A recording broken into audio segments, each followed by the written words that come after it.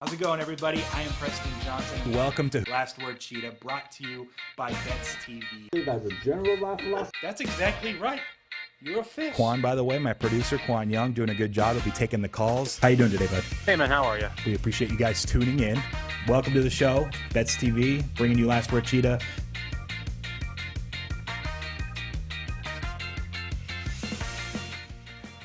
Welcome, everybody, to Last Word Cheetah, brought to you by Bets TV. I am Preston Johnson, hanging with Qwan Young. Great weekend, man. I had a good weekend, at least. How was yours? Let's start there. Friday night, Qwan had another kickball game, whatever we're supposed to call it. Last week, you were so thrilled to show off about how you played through an injury and led your team to victory. What happened this last Friday? Was it a W? I don't really want to talk about it. Listen, okay. no, I hadn't brought it up before.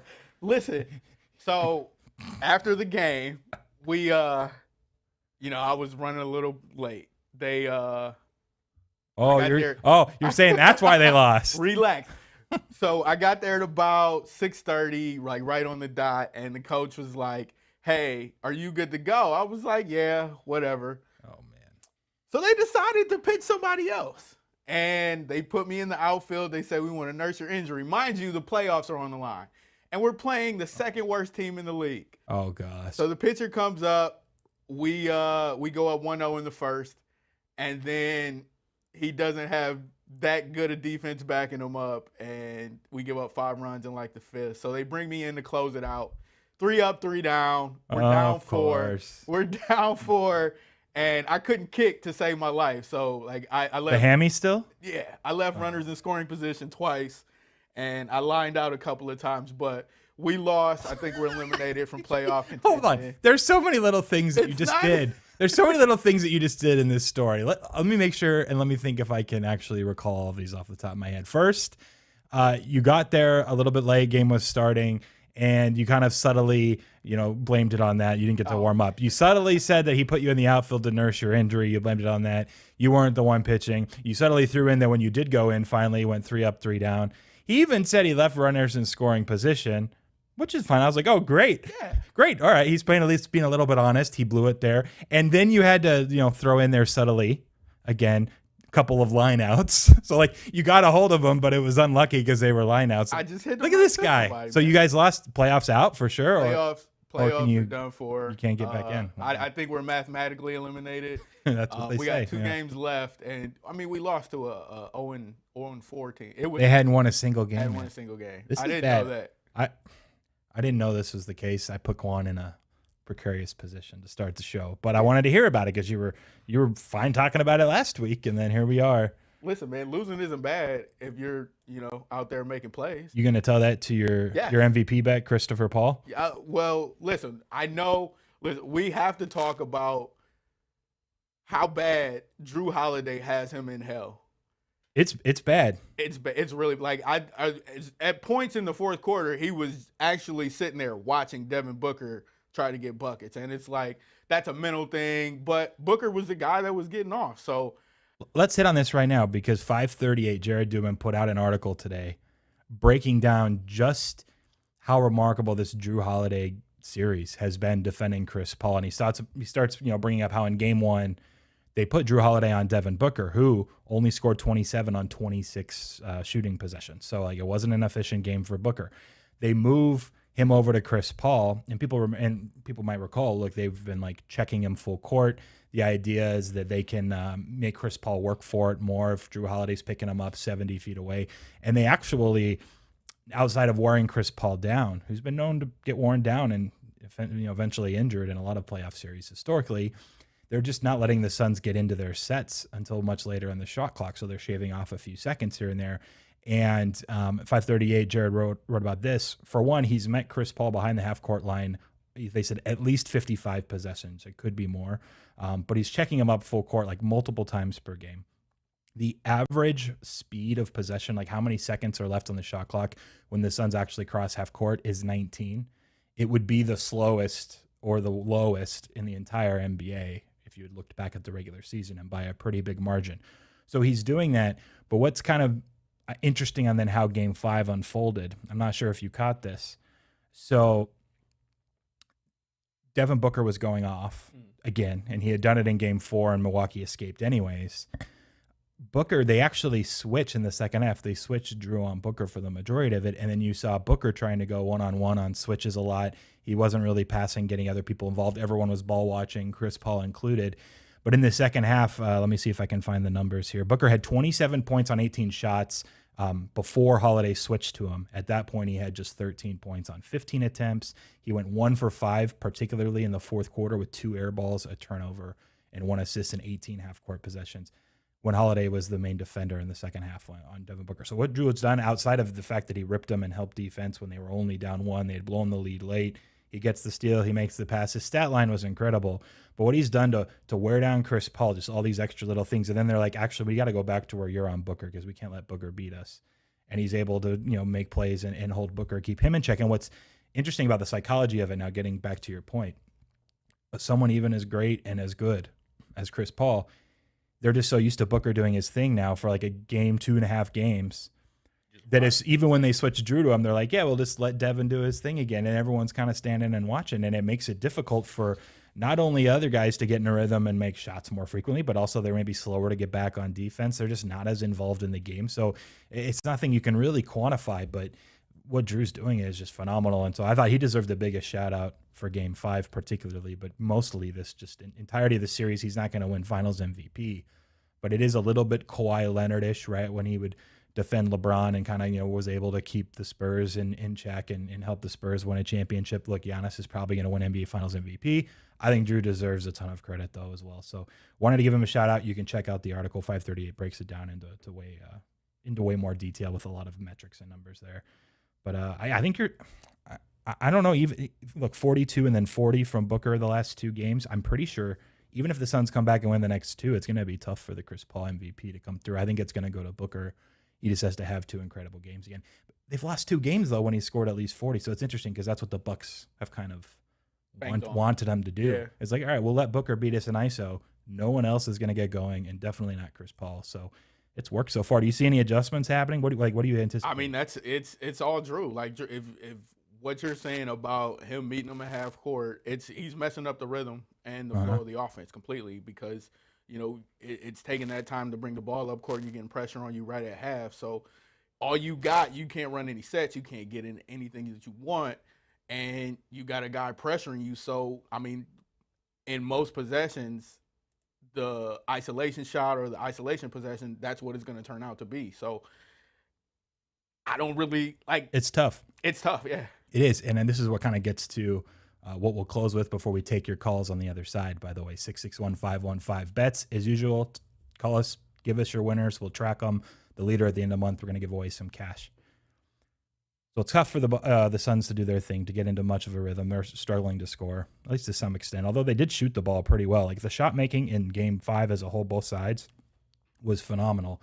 But if you look back at the game, you look back at expected effective field goal percentage based on the shot quality the Bucks had, the Suns actually, was the lowest that they allowed in the entire playoffs was game 5, 46.4%. But it was the highest that the team actually scored in the entirety of the playoffs or shot. The Bucks shot 65.52% as far as their effective field goal percentage. So it was nearly 20% higher than expectation. So that would at least hope to Phoenix some regression there. Look, what Drew Holiday's doing defensively, it's going to be tougher for the Suns to score. It's just been what it is. I'm not sure they have a ton of fixes or adjustments that they can make. And now you're looking at a total that's back into that buy number, that buy spot like game 3 and 4 for me, 222, 222.5. I like under. I think that's the play for tomorrow night. We'll talk more about it tomorrow. But I think grabbing it now, I don't see this moving up to 223 or 224 tomorrow. I just don't. I think if anything, it's going to come back down and settle to the 220 range. So I'd play it now, play it early. We're going to take your calls, though. In the meantime, on the other side, we'll take one quick break. 661-515 bets. I'm Preston with Qwan. This is Last Word Cheetah.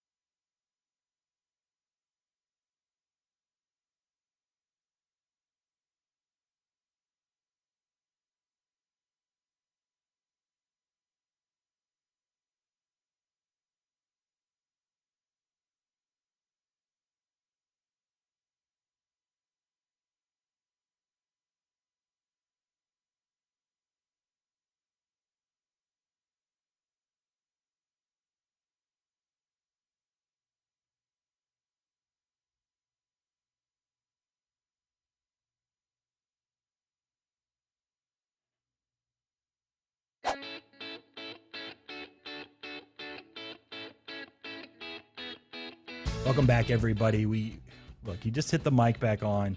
During the break, I just have to say, Qwan just finished telling me how he might need surgery. He's giving me more excuses about why they lost the kickball game. Not sure if he'll be able to play next season. Man, this really hits you hard. I'm worried for you. Maybe. And I know we have a bunch of callers on the line. We appreciate you. We'll get to you guys in just a second. Tonight, we're gonna film. It won't be live. We're gonna edit it up and we'll play it later this week. But Qwan doesn't want to challenge me to some 3-point contest of sorts. We're going to go to the gym. I'm going to shoot a bunch of threes. We'll do some sort of prop bets. Maybe you can get some revenge because as we're leaving the Space Jam 2 premiere showing on Friday, we're walking to our car after that. He's like, oh, I'm automatic from the free throw line. I can't shoot from 3, but I'm automatic from the free throw line. This guy, the guy who said he could eat at least 15 hot dogs in 5 minutes and ate 6, said he's automatic from the free throw line. We're going to find that out too tonight. No, please correct it. No, that's exactly what you said. Please correct. I said I could clip it about 80%. No, after I asked and questioned your automatic, I said, wait, so you can hit over 90%? And you're like, well, no, maybe 80s. But I mean, automatic. And in today's NBA, well, 80% is good. He said automatic. We're going to leave it at that. We'll find out how automatic he really is. And I'm not letting him blame the hammy. That's for sure. All right. We're going to bring in the first caller. We have Anthony. For those that missed last week, he was going at it with Bob. Then he decided to fade Carlos the next day. He lost, by the way. Anthony, I'm not sure if you did the math. You went with the Nationals. They lost by 16 alone in the game. Then you went with the Yankees, got shut out by the Red Sox. Your play on Friday lost by a total of 20 runs. That's hard to do. I almost said to Qwan we should give him a win just for losing by 20 runs. He said we shouldn't. We need to be fair. Tell us you have something that's just a little bit better than that. Well, look, I want to start by apologizing to Carlos. He's a great family man, a great picker, and all the above. I should never fade a man like that again. And, yeah, the Nationals are an absolute disgrace. I mean, let's talk about it. But partially that's on you, Preston. You know, the 1 o'clock Pacific, I'm already deep in the booze by 4 p.m. on East Coast time. So on a Friday. That's fair. Yeah, that's tough. But I want to start with how the hell is Giannis playing? Like Giannis's brother basically wipes his butt and he didn't get COVID. How did that happen? That makes no sense to me. Why was the entire Bucks team not out? I'm not 100% sure. I don't even want to try to answer the question, but I did actually tweet something, I don't know, Saturday. I said something to the nature of Thanasis, the assistant coaches and the staff and the refs walk into a bar. The reason, and most people probably didn't even get it, is his brother, is out because of health and safety protocols. One of the referees was substituted out for the same reason. And then some of the coaching staff on the Milwaukee side was. So I was like, if all of these guys are showing signs, isn't there a chance everyone has it? I don't know. It's the NBA Finals. Look, I'm not sure how the testing's working 100%. All I know is that Levine, apparently a few minutes ago in Vegas, along with some other guys with the USA team, are also testing positive, or at least they're staying back because of health and safety protocols. So that's 8, I think, flying to Tokyo for the Olympics. It's just all a mess. And I think it's fair, especially if you're a Suns backer, to question a little bit why it is that everyone's allowed to be playing on the Bucks side other than Thanasis Antetokounmpo. Continue on. We're not going to make any excuses. I mean, Chris Paul's just been dribbling it up, rolling it over to D-Book and saying, go win me the game. Pathetic effort. I mean, granted, they couldn't get a stop last game, so it didn't really matter what happened on offense. But I'm suspending myself one day. I won't be on the show tomorrow because it's a big day for the Suns. If they don't win that one, I'm going to be feeling like those glizzies that Qwan ate, all right? and look, today, well, one, I just want to, say, Preston, you're the GOAT, but the suit's above you. They're giving us a hard time about my language. Yeah. Language brings character. Tell Kevin Adams he needs to chill it a bit. And, look, I'm going to go with the A's tonight. That's the pick. I'm suspended tomorrow. Okay. A's tonight. I'll give you plus 103 on the A's. You're fading Ohtani and the Angels. Yeah. Good luck. Yeah, because Bob's going to call in and go, Shohei, he hit some far. I seen it. And we'll leave it at that. Have a good day, boss. Take it easy, Anthony. Good luck tonight. We'll give him the A's at plus 103. Just had to needle Bob right at the end. Just when I thought we were going to get through a call without saying something about our good friend Bob. Listen, I think we have Patrick next, then we'll go to Bob. But go ahead. He showed some humility. Yeah, he did. That. Yeah. I think he is going to be busy tomorrow for whatever reason. Look, I, for what it's worth, Kevin doesn't care about the swearing. It's all good. We are glad he kept it cleaner this time around. We do have Patrick, right? Was I good on that order? All right, Patrick, what's up, man? How was your weekend? Hey, it was good. But it's always tough to follow an Anthony call. It's like backing up for the Beatles. So eventually, you guys. But I'll do my best. You guys are going to start hanging up and trying to call after the people that you think are worse callers. Like you guys will figure it out eventually. Yeah. Don't be afraid to call back. The A's were on my short list, but I'm not going to go with that. Yeah, you can't now. I'm going out to your neck of the woods and taking the first 5 under in the Dodgers game. Okay. I mean, Giants, I think we're going to see some aggression on their offense. And I think you could start to see it in this last series against the Cardinals. I watched a lot of that since I'm in St. Louis, and they performed really poorly against a very poor Cardinals pitching staff. And Gossman has been elite this year, especially his splits through the first 2 times through the order. So I think he can neutralize that potent Dodgers lineup, at least through the first 5 innings. I want to keep the bullpens out of it. Don't really trust the Giants bullpen, and Dodgers had a lot of use yesterday, so I'm just going first 5. Cool. I can give you under at plus 105 as well, under the 4. So you'll push on 4, but wish I could have that hook on the 4, but I'll take 4. All right. Hopefully it doesn't push. I don't think it will. I like that side. I actually am in agreement there. So I'll be rooting for you. Good luck tonight. All right. See you. I think we need to Patrick's up there. We're doing our final calculations. For thank the you. leaderboard. Yeah. Patrick's, I think, in second place. So yeah, I should have given Ty a shout out because Ty called in on Friday and he parlayed the Blue Jays, who are minus 246, with Morikawa to win the Open over the weekend at plus 450. So his overall payout was plus 674, I believe, was the price we gave him.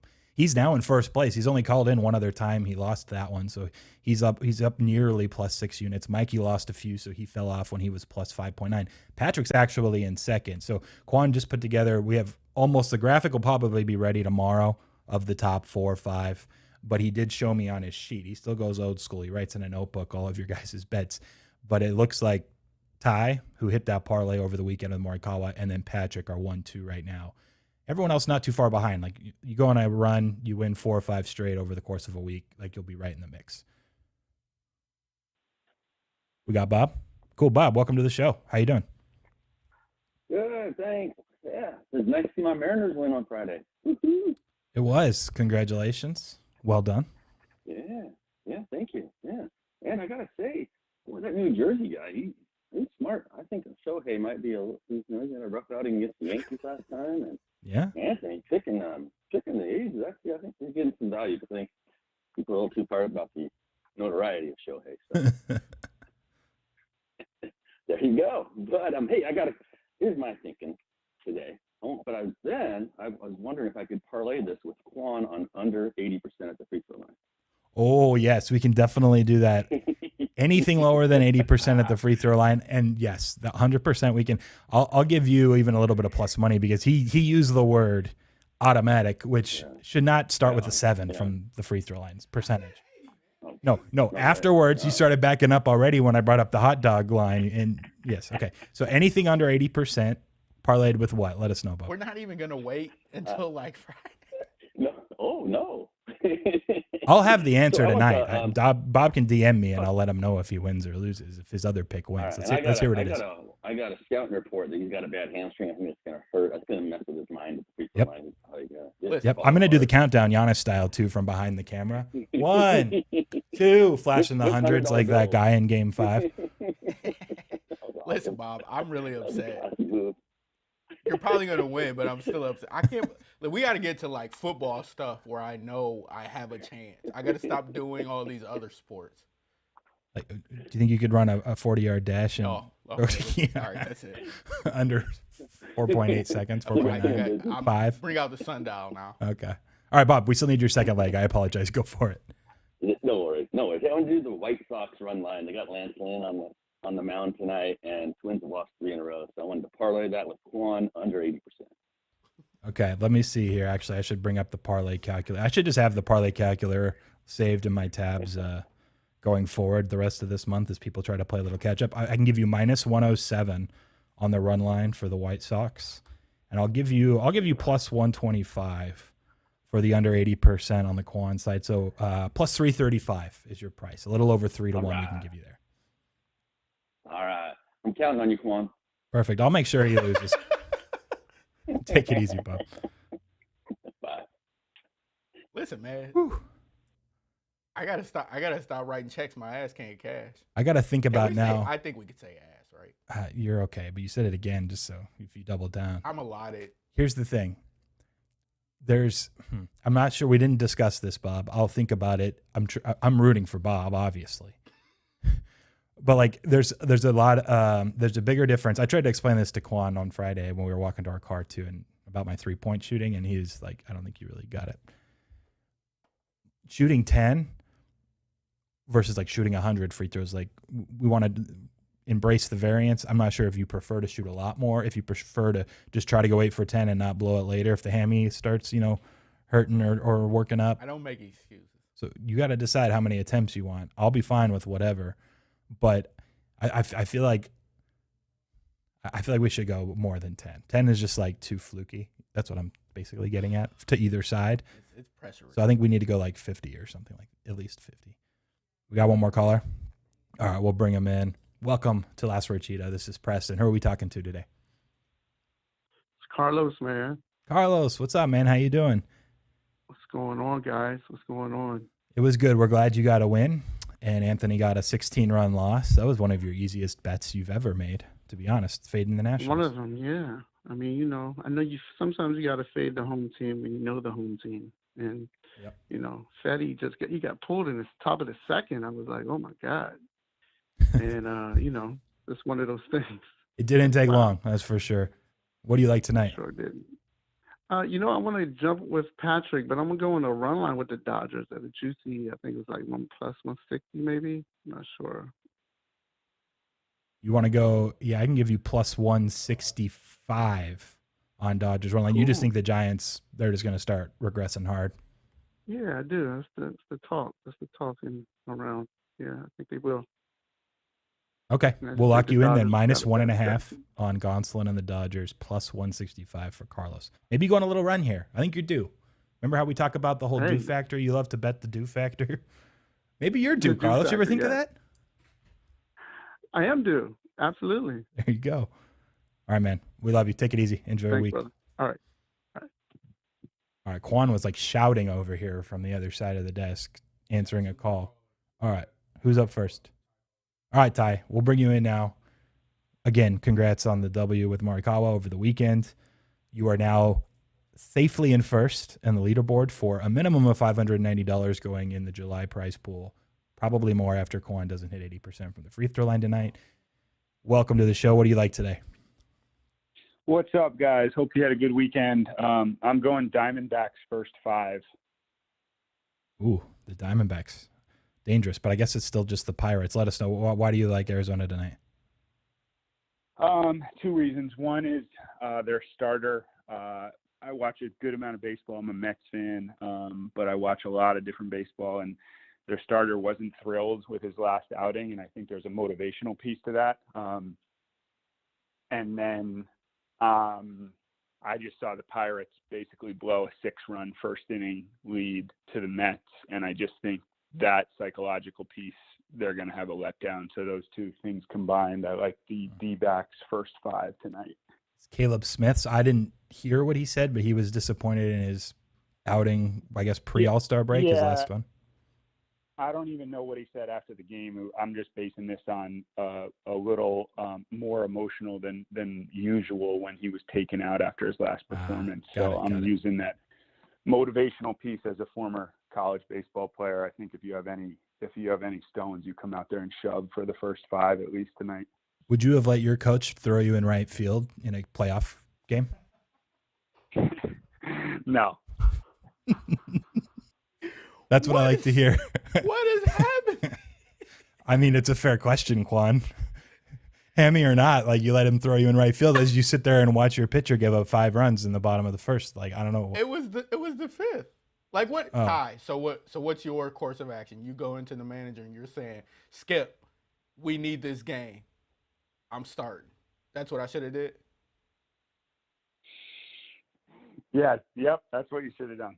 Man, are you gonna bet against me on the free throws too? No, he's not. He just wants Arizona. I must have tuned out for that. What's that about? We're going to the gym to shoot around tonight. By the way, whoever's holding on the line, just hold. We have to take a break in a little bit. We'll get you right back on the other side. But I'll leave you with this. He has to shoot at least 80% from the free throw line. I'm going to do a bunch of 3-point shooting things. Although I got a ton of sun over the weekend. I'm going to start making my excuses in advance because of this guy. I might, a little skin's hurting, a little red. But if you want, there's been some parlays on the show now, parlaying Qwan not being able to hit 80% because everyone saw what he did on the hot dog eating contest. Last time he was very confident. So if you want, we can throw it in there. I'm going to stick with my bet and let everybody else sweat it out. But okay. Good luck, guys. Enjoy it. Quan's happy. He's got at least one person on his side. Thanks, Ty. We'll talk to you later. We'll be back on the other side. We're going to take one more quick break. 661-515-BETS. We can take more of your calls on the other side. We're also going to start digging into the Big 12 this week in my previews, starting with the first 3 teams, my top 3 ranked Big 12 teams, and a couple of bets, futures bets that I think are worthwhile making right now. So stay tuned, and we'll talk to you soon.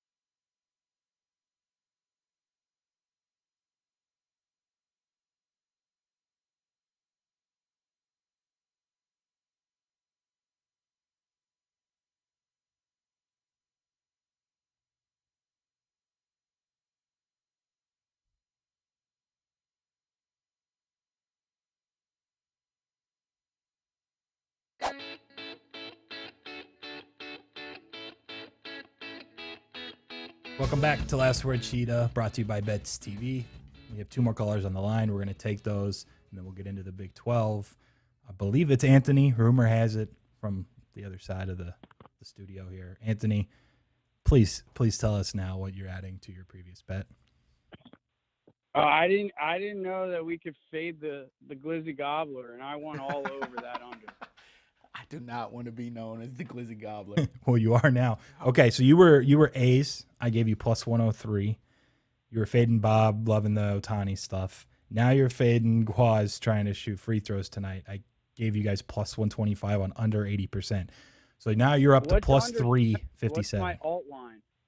Oh, my goodness. 70? He wants an alt line. Do you know what an alt line means?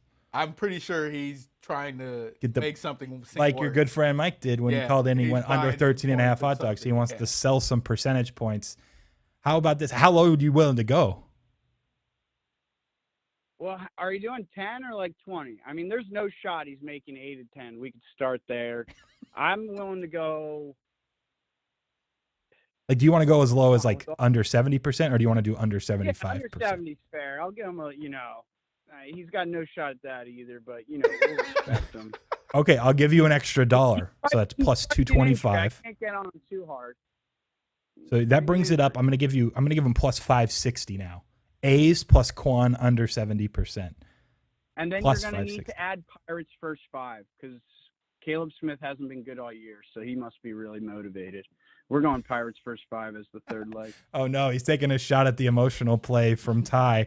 Hold on a second. Pirates first 5. Let's go plus 122.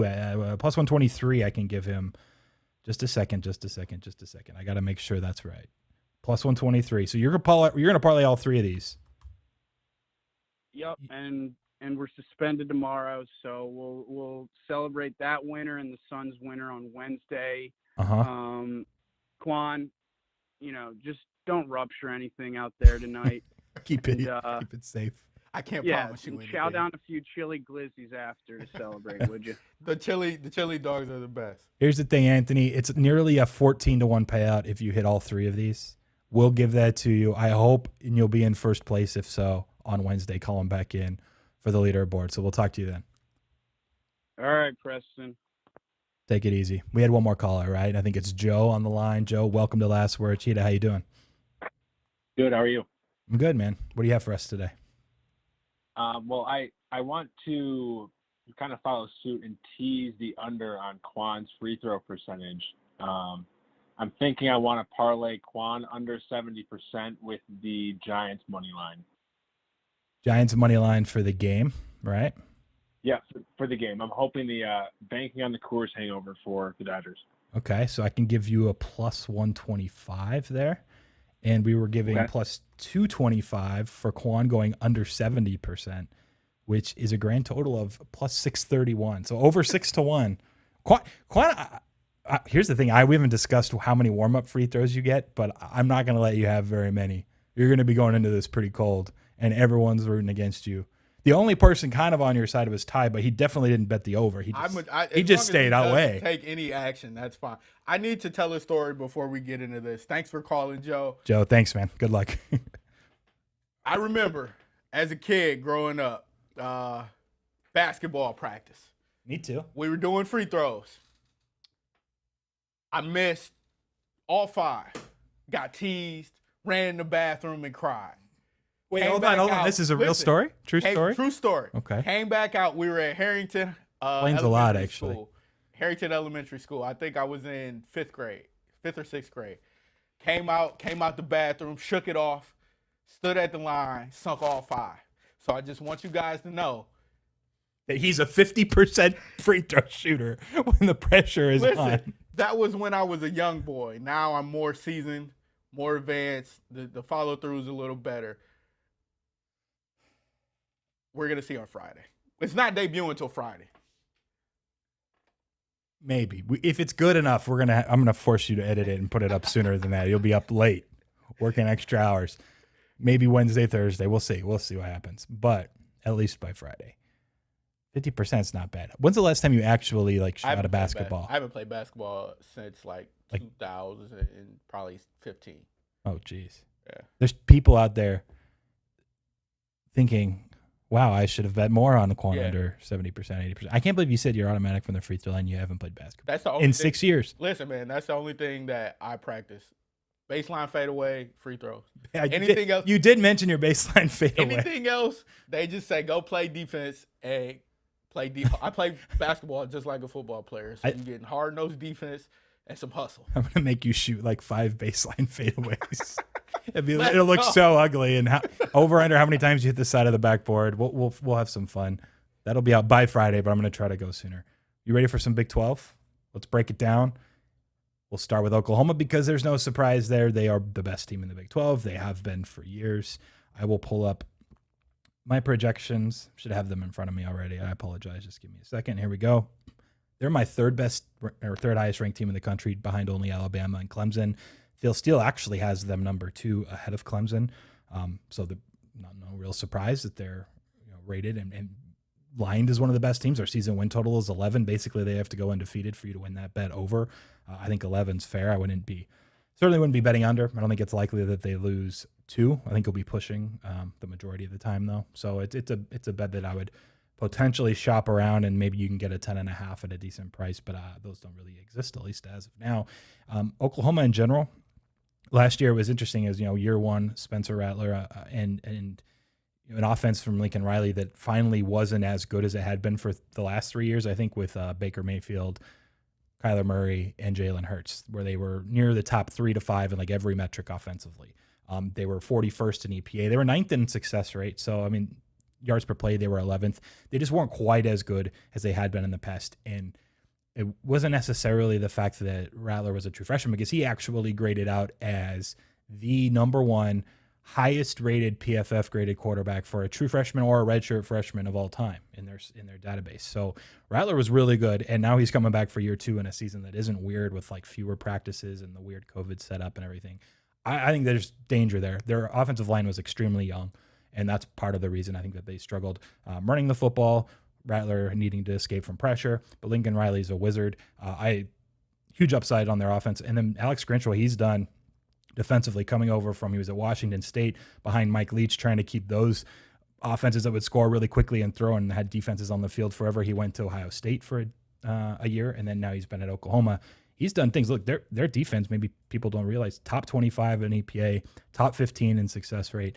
I think they're going to be nearly as good, if not better this season. They have one of the best defensive defensive lines in the entire country. And I think in general, offensive lines, if I read this, I don't remember the exact numbers, but offensive line in general in the Big 12 is extremely young and down, especially in a season where all these teams we've talked about have all this returning production and experience. Big 12 offensive lines as a whole, really weak. So it kind of lends itself to the value and to the strength of Oklahoma's defensive line. So I will say, put the prices back up real quick. I think it's 8-1 on them to win it all. I actually have that as value. I think even if they do lose a game in the regular season, we've seen it happen plenty of times, they win the Big 12, or if they just run the table, they're going to be in the college football playoff pretty frequently. And at that point, I think, obviously at that point, you're getting 8-1 for them to win 2 games. But this is just a season where I have Oklahoma rated a little bit higher than I have in the past anyway, just as from an overall perspective. I don't remember the last time, Phil Steele had Oklahoma rated higher than, for example, he's like his hometown school, whatever. Ohio State's always ranked higher. He doesn't have them. They're higher than Georgia. Like I think with an offense that could go to an absolute other level that we haven't seen under Rattler in his year 2, combined with a defense that's just been super sharp, and I think it'll be even better throughout the regular season against weak Big 12 offensive lines. I like the Sooners. I like 8-1 or better. So along with Georgia, we took the same price, 8-1, 10-1 range was around a couple weeks ago when we did the SEC. Those are my 2 futures bets. Probably the only 2 I'll take to win the title. I think we can get both in enough, and hopefully one cashes, and we'll be in good shape. But I do like Oklahoma. Do you have any thoughts? You're looking at me like you wanted to say something. Okay. He's taking notes on what he's going to fade or bet. I don't know what later today. Next up, no surprise here either. If you're following college football, they're one of the more highly touted teams coming in to year 2. It's Iowa State. I think their season win total is it 9.5? Qwan, I'll have you put the graphic up in just a sec. I think it was 9.5, right? Or is it 9 exactly?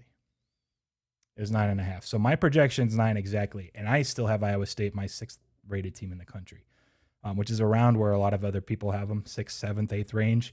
I'm inclined to stay away from 9.5, although my numbers would say actually small edge under, having them winning 9 or fewer enough times at -110 that it would be a very small profit long term.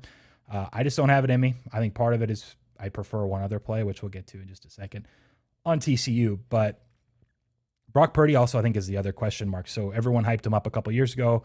He was really good. He was a Heisman candidate going into last season. But again, I want to give a lot of teams and quarterbacks and offenses, defenses, benefits of the doubt with a weird offseason, weird COVID season last year. But he took a huge step back under center. He had his career low passing grade, 74.2, and that's his career low by over 8 points. Like he was, in the 80s, freshman, sophomore, and then this his junior year just like totally fell off. And they had Breece Hall to hand the ball off to and set up play action, and like the opportunities there, the offensive line really struggled giving him time. So I'll give part of the blame there, but I was a little disappointed that Brock Purdy didn't take another jump, or at least didn't maintain the level of play that he had as a freshman and a sophomore. So now the question is, where is he? I mean, I think people were talking about him as like, why would he even play his senior year? He'll be awesome, and then he'll go pro. Well, now he's back. So that's an upside. Like, Iowa State brings back a ton. But I'm a little, I think, more skeptical than at least some of the other people I've talked to, or the market being 9.5. I'm not necessarily sure they're a 10-plus win team often enough for that to be worthwhile, so certainly wouldn't bet over. I will say this, Matt Campbell, he came over. He's doing a great job.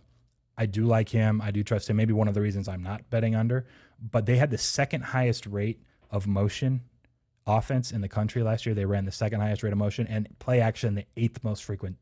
So when you talk NFL, particularly, you're talking about Kyle Shanahan and what the Niners do, or Ravens motion. Like, when you're running pre-snap motion or you're running play action, it's generally just offense that's more efficient. And Iowa State, I mean, they call their plays and they scheme their offense accordingly. And you have, a high-level 4-year quarterback in Brock Purdy that can actually run that type of offense, make sure people are in the right spots, setting up motions in the right spots. So I think there's upside offensively, especially behind Breece Hall, who, again, is a beast. I think he had the most yards from scrimmage last year in all of football, and he's back. Now, he runs the ball a ton as well. So, yards per play or whatever, maybe not as high, but they can rely on him, and he sets up a lot. So I like Iowa State as a whole, but I've found myself, at least my numbers, not quite as high as the market, but I'm not playing under. Last up, we got TCU, Gary Patterson. Shout out Shea Irving. I love the purple. And I love him again here. Look, TCU, they're ranked 22nd in my ratings. Phil still actually has them 21st. PFF has them 31st, but generally they're a lot more recruit level ratings on the PFF side for what they put out this year. What I was most impressed with, though, outside of a defense that, by the way, top 10 in EPA allowed, number 1 in success rate allowed, I think was like 33.3%. They bring back quite a bit from that defense. The secondary will be elite again. It's Gary Patterson. It's what he does. It's what he's always done. And by the way, number 1 in success rate in the country, not adjusted for schedule. You're playing Big 12 offenses every year, and you still grade it out as the number 1 team defensively in success rate. I mean, that's a hell of an accomplishment. They're stacked at wide receiver this year for Max Duggan, who in his second year made big improvements under center. His accuracy through the air, he was awesome. He's always been able to scramble, make plays with his legs. It's what you want. It's like the kind of like the Sam Ehlinger of Texas kind of vibe. I think they're similar players. He dealt with like an injury at one point, and he was kind of in and out of the lineup a few times, and TCU just struggled as a whole. But they also were one of the teams that underachieved like their kind of underlying metrics or projected expected wins more so than any other country any other team in the country last season. So there's a lot of upside, I think, to the TCU side. I project 8 wins or more a lot more often than the 7.5 entails. I like over 7.5 with TCU. I also bet this. It's not on our little chart here, but you can find, I bet plus 900 and plus 800 at TCU. It's not offered a ton of spots, but to make the final. So not to win the Big 12, because Oklahoma is going to be a fairly big favorite against TCU to actually win the conference, but TCU to make the final was 9-1 or 8-1 range, and I love that. I think they're my 3rd highest rated team in the conference. I think most people would assume it's Texas. It's not for me. It wasn't for Phil still either. So, and Texas is kind of, no Herman. Ehlinger's leaving, or he's gone. We'll talk more Texas tomorrow, but I think they're not. You can never say rebuild year for Texas, but it's close. So that's why I have TCU rated quite a bit ahead of them now this time. That's it. We got 3 plays. Oklahoma at 8-1 or better to win it all. TCU over the 7.5, as well as the 9-1, 8-1 to make the Big 12 title. All they got to do is be one of the top 2 teams in the conference at the end of the year. I think they can get it done. One more thing I wanted to say. I didn't have the schedule pulled up right in front of me. Just give me a second. So we're talking about Texas and like how they're. I actually have them rated ahead of Texas. They also get Texas at home this year, which I think is a big deal. Because if that's like one of the top 2 to 3 teams that they're vying with to get into the Big 12 final, they're going to be a favorite at home versus if they were on the road, they'd be a small underdog. And they close against Iowa State to end the year. And so this is the other point I wanted to make. If it comes down to the winner of that game and you have 9-1 or 8-1 in your pocket, which it really could, Oklahoma's likely going to be that top spot in the Big 12. I think Iowa State or TCU is the next team. And if you're not, TCU's not going to be an 8 or 9-1 dog at Iowa State on the final game of the season. So if it comes down to that and you really have an 8 or 9-1 ticket in your pocket and you want to hedge or you want to just lock in some sort of profit, you have that opportunity to at that point. So it's not like you play Iowa State week 6 on the road. It's literally November 26th, and it could be a little mini playoff to get into the Big 12 title game, and you're holding a 9 or 8-1 ticket, you'll be in great shape. So that was the last point I wanted to make sure I threw out there. Whew. And scene, Big 12. That's the start. That was good, man. We'll get into 3 more teams, including Texas, tomorrow. Anything that stood out? Yeah, go for it. You think Rattler gets Heisman? He certainly could. What were the odds? Like plus 550, I think, on the screen. You can probably shop around and find like a 6-1 range, but he's definitely deserving of being like a favorite in that range, especially after, what Lincoln Riley's done with some of those other quarterbacks, Mayfield, Murray, Hurts. I don't think it's worth the value. So I guess do I think he can win Heisman? Absolutely. At 5 to plus 550, he has got to win at like 18% or something to break even. Excuse me. No, it'd be the other way. 15% range. I could look it up, but 15% range to break even. Does he win the Heisman? About that, probably. I prefer to take longer shots on Heismans anyway that are kind of flying under the radar. I took the shot on Matt Corral. I wouldn't bet Rattler, but for sure, I think he'll be in the mix. Injury withstanding. Yeah, I'm excited for some Big 12 football. I think Oklahoma. I don't know why. I just have this like vibe that people are kind of sleeping on them. I don't get it. Like last year was by far the worst Lincoln Riley offense, and they still were really like well above average, and their defense is just getting into a point where, and their defensive line is just super stacked. And they had one of their main defensive rushers from 2 seasons ago sit out all of last season because of COVID anyway. He didn't even play. He's back. I don't remember the names of all the defensive linemen, but I remember looking at the PFF preview. It's like 3 of the 4 highest rated defensive rushers in the Big 12 the last 2 seasons are on Oklahoma's defensive line. And we're talking about the whole conference. So 3 of their top 4 guys rated in the entire conference are all on Oklahoma. So assuming they're healthy, I just think they're a team that has that upside of an Alabama or Clemson of years past, but aren't really getting discussed on that level. But I think they should be. They deserve it. And Oklahoma's always one of those teams that can compete with it's like we're oversaturated with SEC this, SEC that. Yep. So Oklahoma's always well, one of those and people remember like, I remember Oklahoma was in the playoff and they were leading against Georgia, and then Baker Mayfield blew it and Georgia came back and won. Oh, and I remember they played LSU and just got like slaughtered. Like again, that wasn't even a very good Oklahoma team. Like just because you remember 2 events in your head and on big, nationally televised spots, doesn't mean that's going to be the case forever. Like everyone remembered Virginia lost to a 16 seed. The next year it's like, well, they're a 1 seed. They're not going to win it all. Like Virginia stinks. That type of basketball doesn't work in the tournament. And then they won it all the next year. Like just because you don't remember it or you haven't seen it recently doesn't mean it can't happen. And I think the sentiment is that Oklahoma just chokes in the playoffs. They're not good enough. I think they absolutely are. Again, my number 3 rated team in the country, very closely rated to Clemson, who is my number 2. We're going to take one more break before. No, we're good. We're good till the end. All right. I know we cut a few breaks out. I'm excited. We get to talk a little more. We get into a little more depth, which actually means then we can go straight to your beautiful video you put together as we transition from college to the NFL on the Jacksonville Jaguars. Is that right? I talked to you guys a little bit about it when we brought up the Jets. He did the Jets. I actually had Jacksonville rated a little lower than the Jets personally. It's okay. We're doing bottom feeder teams. Texans, Lions, Jets. Now we got the Jags. Go ahead and roll it, Qwan.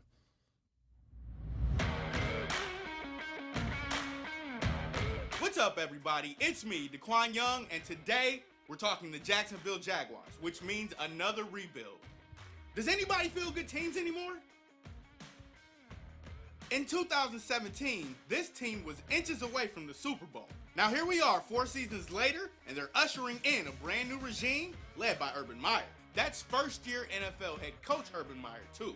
Now, I wouldn't be doing my job if I didn't mention current and former great college coaches who made the leap from the NCAA to the NFL. Since the year 2000, there have been 11 college football coaches to make the jump to the NFL, with some of those names including the likes of Nick Saban and Steve Spurrier. Only 3 of those 11 coaches have a winning record: Jim Harbaugh, Chip Kelly, and Bill O'Brien. What a list to be on. Now, one way to rebuild the team is to have the first overall draft pick. Jacksonville did, and they selected Trevor Lawrence out of Clemson. Using the FTN fantasy player projections, Trevor Lawrence is going to have an amazing rookie year, which everyone expects as he's the favorite to win Offensive Rookie of the Year. On the defensive end, there was only one team that was worse than Jacksonville on this side of the ball. New Jaguars defensive coordinator Joe Cullen said, "This team will have a multi-look philosophy, which can and will lead to growing pains. They added some pieces this offseason, but still, moving from a 4-3 to a 3-4 defense, growing pains. And I'm a bit more skeptical. See, for all of these things to work out, you have to believe in Urban Meyer, and I just don't. This stems from my earlier point that first-year NFL head coaches with zero NFL experience tend to not do so hot. And finally, he signed Tim Tebow. Unserious franchise. So if you're looking to make some futures bets on the Jaguars, here's some of the prices you can get. On a lighter note, in my short time in the betting world, some of these Tim Tebow player props are the funniest things I've ever seen in my life. Over 12.5 yards receiving on the season. Will he score a touchdown? Will he even make the roster? Check out the player prop shop on FTN Daily to get up-to-date prices. This has been DeQuan Young talking Jacksonville Jaguars futures. Up next, the Cincinnati Bengals. Who dey? What did you just say at the end there? Who dey? The Bengals? Is that a thing? That's their thing. Who they? For some reason I missed that one. Who they say they're gonna beat them? But it's like the Saints. Who that? I had one of my teammates is a big Bengals fan. He's from Cincinnati. So we That's got and my position coach is from the Natty. So we got a whole bunch of who days during practice. Got you. Okay, they carried it over. Did you say that you preferred an over or under at 6.5? That's where the current market is. Yeah, that's what I see. I don't think they're gonna be good, man. You have to go 7 and 10 or better. No. You like under. I like under. I do some too. Yeah. And I love Urban Meyer, what he did in the college game. I did my graduate school at the University of Utah, so I have to be an Urban Meyer fan anyway for what he did there before he went on to do even better things with Ohio State. It is tough to get to 7 and 10, I think. And I feel like it's interesting because I've had some struggles. Like even Matt Landis, who we had on Friday, we had him in studio. We didn't get to it on Friday. We ran out of time, but he actually bet Jags at 12-1 to win the division. So I think the general sentiment is correct in that the Colts and Texans, it's like a 2-team race. Mm-hmm. And that's just getting beat down too often, and that there's value looking at, say, a Jacksonville at 12-1. Weird things happen, right? Tennessee's still in that division. Who did I say? I said Houston? I meant to say Tennessee. Thank you. Yeah, Houston's obviously the bottom of the barrel. So yeah, Tennessee and the Colts going head-to-head. So theoretically, yeah, the value is probably looking elsewhere. But for me, like you said, switching defensive schemes, brand new coach, brand new quarterback, who I think we had a caller Friday or Thursday say was trash, absolute trash. He went with Justin Fields, Rookie of the Year, I believe was his pick, and referred to Lawrence as trash. It looks like it's 9-1.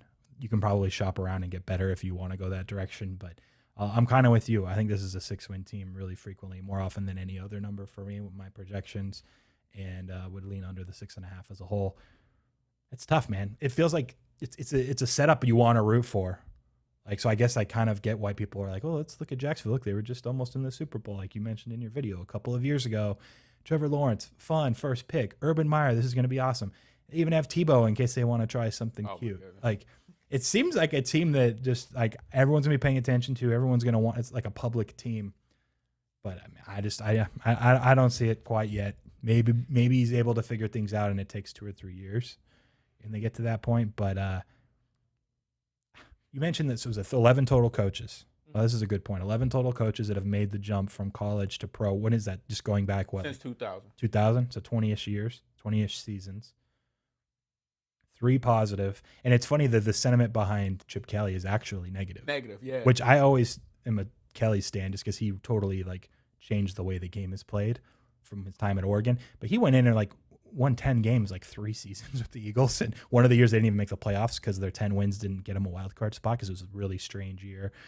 And then they had one bad year and he was just out. And I think a lot of it had to do with he was really adamant about his scheme, doing it his way, and getting certain guys and management. It was weird, and he's not there anymore. But people tend to think it failed, and he's one of the 3 of the 11 that actually had a winning record. And then Harbaugh obviously was good, and then you said Bill O'Brien was the other one. Bill O'Brien, yeah, it's it's not like they've been fantastic either. So it's really interesting, and I think Omar, when was the last time he actually, he's been a few years since he's even coached at all. I'm intrigued. They're a team that really intrigues me. I have rated slightly lower than the Jets, which we've talked about some, and I would have to go under. And I've tried to make these arguments for over Lions, over Texans just for fun. Like, this is one I can't do it. I don't see enough positivity outside of even like defensively player position stuff. Like, okay, maybe. But I don't know. I feel like they still have a lot to work around. We're going to wrap this up. We got about 1 minute left. We appreciate everybody's calls. We don't have anything outside of stuff on the diamond today, but we do have 3-point shooting that I'm going to be doing in my sunburned outfit. Quan's going to be shooting free throws. If you missed it earlier, he said he's automatic from the free throw line Friday to me. I said, all right, let's find out. He said he can go at least 80%. We have multiple bets from callers now on Qwan under 80% from the free throw line.